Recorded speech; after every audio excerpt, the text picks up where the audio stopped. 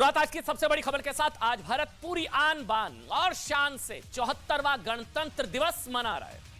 74 साल में भारत तरक्की के कदमों से चलता हुआ दुनिया की महाशक्ति बन चुका है। दुनिया का सबसे बड़ा लोकतंत्र आज दुनिया की तीसरी सबसे बड़ी अर्थव्यवस्था बनने की सीढ़ियां बहुत तेजी से चढ़ रहा है। पूरी दुनिया इस वक्त भारत की तरफ देख रही है। आज भारत के इसी शौर्य पराक्रम की झलक कर्तव्य पथ से पूरी दुनिया ने देखी। भारत अपने स्वर्ण काल की तरफ बढ़ रहा है क्योंकि भारत ने गणतंत्र का रास्ता चुना। राम राज्य के सबसे बड़े आधार सबका साथ सबका विश्वास का रास्ता चुना। गणतंत्र दिवस के अवसर पर आज हम आपसे एक संवाद और कुछ सवाल पूछना चाहते हैं। दुनिया के सबसे बड़े लोकतांत्रिक देश के रूप में आप भारत की यात्रा को कैसे देखते हैं? आप भारत की ताकत का आकलन आप कैसे करेंगे? आइए आपकी इस मुश्किल को थोड़ा आसान करते हैं। आज भारत दुनिया में कैसे अपना डंका बजा रहा है, अगर ये समझना हो तो बात उस देश की होनी चाहिए जो आप समझिए भारत के साथ ही अस्तित्व में आया या आजाद हुआ। पूर्व प्रधानमंत्री याद करिए, अटल बिहारी वाजपेयी ने कहा था कि आप दोस्त बदल सकते हैं, पड़ोसी नहीं। अटल बिहारी वाजपेयी ने कहा था। इसलिए गणतंत्र दिवस के मौके पर पाकिस्तान की चर्चा आज जरूरी हो जाती है। आज के पाकिस्तान को देखकर गणतंत्र और गणतंत्र के फर्क को समझा जा सकता है। गणतंत्र और गणतंत्र, इसके फर्क को आज के पाकिस्तान को देखकर लोकतंत्र और मजहबी तंत्र के फर्क को समझा जा सकता है। आज के पाकिस्तान को देखकर शौर्य और समर्पण के फर्क को भी समझा जा सकता है। भारत का शौर्य, पाकिस्तान का समर्पण, सरेंडर मोड में है ना। और आज के पाकिस्तान को देखकर अमृत काल और विश्व काल के फर्क को भी समझा जा सकता है। मतलब एक विश्व गुरु है और एक विश्व गुरु हो गया। मतलब दुनिया का एक विश्व गुरु और भारत दुनिया का विश्व गुरु। अमृत काल, विश्व काल, ये फर्क समझा जा सकता है। आज एक और भारत जहां दुनिया में कर्ज बांट रहा है, दवाइयां बांट रहा है, वैक्सीन बांट रहा है, दूसरी ओर पाकिस्तान खुद बचने की कगार पर है। आज एक और भारत जिसकी सेना आधुनिक जेटपैक सूट से लैस होने की तैयारी कर रही है। तस्वीर आपको दिखाते हैं। मतलब जेटपैक सूट पहनकर सैनिक विषम परिस्थितियों में उड़ भी सकते हैं। और भारत की विजय विश्व तिरंगा वाली छवि और पाकिस्तान में दाने दाने के लिए दंगा वाली स्थिति है। ये जेटपैक सूट दुनिया के चुनिंदा देशों के पास है, वो आपको दिखाएंगे। पाकिस्तान जिसकी जनता, मतलब जिसको जनता का पेट भरने के लिए के लाले हैं, जो भुखमरी से निपटने के लिए सेना के खर्च घटा रही है, जिसकी फिर एक बार टुकड़े 4 की नौबत आ गई है। फिर एक बार टुकड़े 4।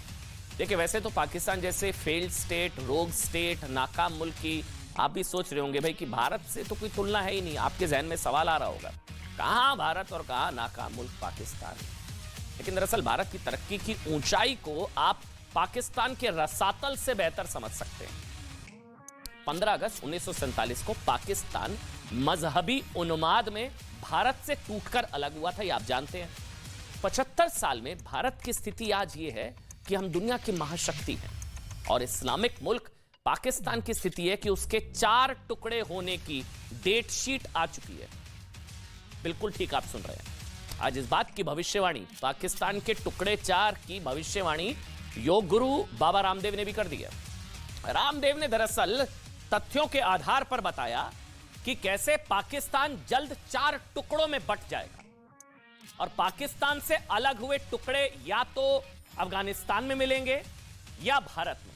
मतलब कैसे पाकिस्तान के टूटने की तारीख आ गई है और पाकिस्तान के जितने टुकड़े होंगे, जैसे योग गुरु बाबा रामदेव ने एक तरीके से इस बात की भविष्यवाणी कर दी है, चाहे गिलगिट बाल्टिस्तान, पीओके, सिंध और पंजाब। उन्होंने कहा बाबा रामदेव ने कि बलूचिस्तान के लोग भारत में शामिल होना चाहेंगे, सिंध जो है वो टूटकर अलग होगा।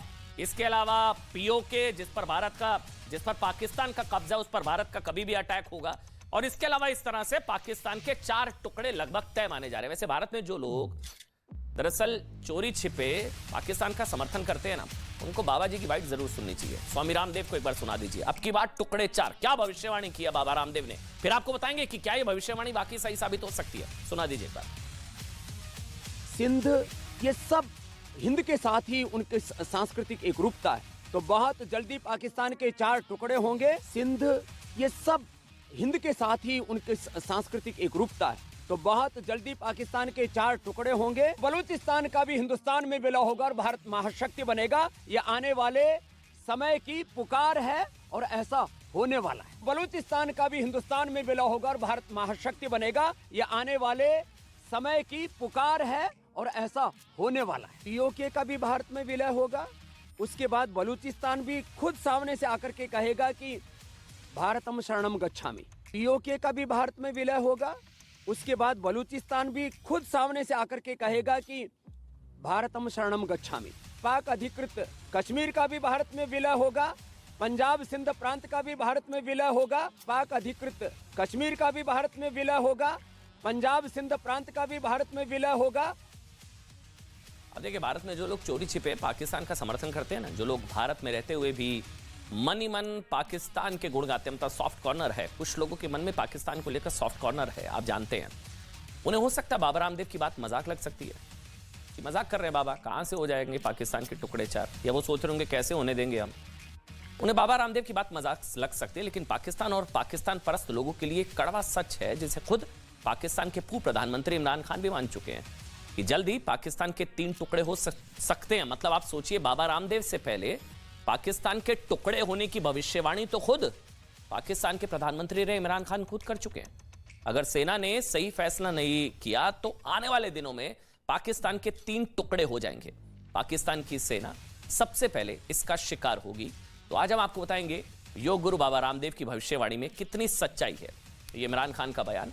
योग गुरु बाबा रामदेव से पहले इमरान खान ने भविष्यवाणी कर दी थी कि पाकिस्तान की सेना सबसे पहले इसका शिकार होगी और पाकिस्तान के 3 टुकड़े हो सकते हैं। रामदेव से पहले इमरान खान कह चुके हैं। पाकिस्तान कैसे सिर्फ 51 साल बाद, समझिएगा इस चीज को, पाकिस्तान कैसे सिर्फ 51 साल बाद, 71 में 2 टुकड़े हुए थे ना, सिर्फ 51 साल बाद एक और बड़ी टूट की ओर बढ़ रहा है। भारत के विभाजन के बाद मजहबी क्रूरता और कट्टरता की वजह से सिर्फ 23 साल में पाकिस्तान के 2 टुकड़े तो हो गए थे 71 में, और 71 में पाकिस्तान टूटने के सिर्फ 51 साल बाद एक बार फिर पाकिस्तान के टुकड़े 4 और पाकिस्तान टूटने की कगार पर है। बांग्लादेश का निर्माण और अब सिंधु देश का निर्माण। पाकिस्तान में क्यों टूट की दरारें दिखने लगी हैं? बाबा रामदेव अगर ऐसा कह रहे हैं, उनकी जो भविष्यवाणी है वो क्या वाकई सच साबित हो सकती है? कैसे इस बात की आशंका जताई जा रही है कि पाकिस्तान 14 अगस्त यानी कि पाकिस्तान के स्वतंत्रता दिवस से पहले उसके कई टुकड़े हो सकते हैं? देखिए, समझिए इसको, मैं आपको समझाता हूं कैसे। आप जानते हैं पाकिस्तान के 4 बड़े प्रांत हैं, आप जानते हैं। एक है बलूचिस्तान, एक है सिंध, एक है पंजाब और खैबर पख्तूनवा। इसके अलावा पाकिस्तान के 2 प्रशासनिक क्षेत्र हैं। पहला पीओके जो हमारा है, पाक अधिकृत कश्मीर, जिस पर पाकिस्तान ने कब्जा कर रखा है, कश्मीर का वो हिस्सा जिस पर पाकिस्तान का कब्जा है। और दूसरा है गिलगिट बाल्टिस्तान। गिलगिट बाल्टिस्तान भी भारत के अभिन्न अंग और जम्मू कश्मीर का हिस्सा है, जिस पर पाकिस्तान ने आज से 70 साल पहले धोखे से कब्जा कर लिया था। अब हम आपको बताएंगे कि कैसे पाकिस्तान के 4 में से 3 प्रांत कभी भी, इसको हल्के में मत लीजिए, मजाक मत समझिए, कभी भी टूट सकते हैं ये हिस्से। लेकिन उससे पहले हम आपको दिखाने जा रहे हैं कि कैसे सिंध में पाकिस्तानी सेना के सामने ही सिंधु देश के लिए प्रदर्शन हो रहे हैं। सिंधु देश के लिए, सिंधु देश आज बनेगा सिंधु देश।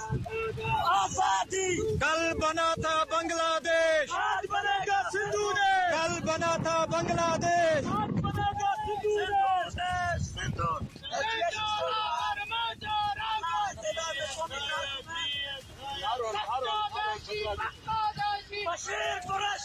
सिंधु देश आज बनेगा सिंधु देश। आजादी कल बना था बांग्लादेश, आज बनेगा सिंधु देश। देखिए, ये भविष्यवाणी बाबा ने कर दी थी कि एक सिंधु टूटेगा, सिंधु के लोग वहां पर कह ही रहे हैं कि अलग बनेगा सिंधु देश, पहले बना बांग्लादेश, एक ये टूटने की कगार पर है। चलिए हम आपको बताते हैं कि पाकिस्तान के 4 प्रांत में सबसे पहले जिस प्रांत के टूटने का नंबर सबसे पहले आ सकता है, खैबर पख्तूनवा। कैसे, अब मैं आपको समझाऊंगा।